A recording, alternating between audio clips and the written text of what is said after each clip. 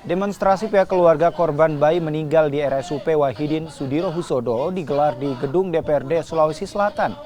Didampingi Ormas Pemuda Pancasila, mereka menuntut pertanggungjawaban pihak rumah sakit ada dugaan kelalaian pihak medis mereka hingga menyebabkan kematian.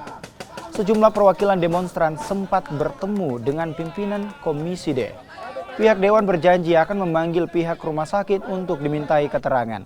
Sebelumnya, bayi atas nama Danendra yang masih berusia 1 bulan meninggal setelah mendapatkan suntikan oleh petugas medis pada Juli 2022 lalu. Selanjutnya teman-teman sekalian, saya kira sikap saya dan teman-teman di DPR sama yang disuarakan oleh DPW. Kalau teman-teman ikuti perkembangan dari awal, soal bayi ini saya kira bisa kita lihat di data digital. Orang yang pertama menyuarakan ini adalah saya, dan ketika ada proses perdamaian saya sudah sampaikan perdamaian adalah urusan yang lain, ya. Tetapi urusan pidana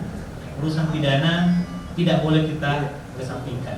Teman-teman dari DPW Pemuda Pancasila datang memberikan penguatan. Dan insya Allah izin Bu Ketua, minggu depan saya pastikan ini kita undang Direktur Rumah Sakit Wahidin. Tentu mohon bantuan, nanti juga akan kami undang teman-teman dari Pemuda Pancasila.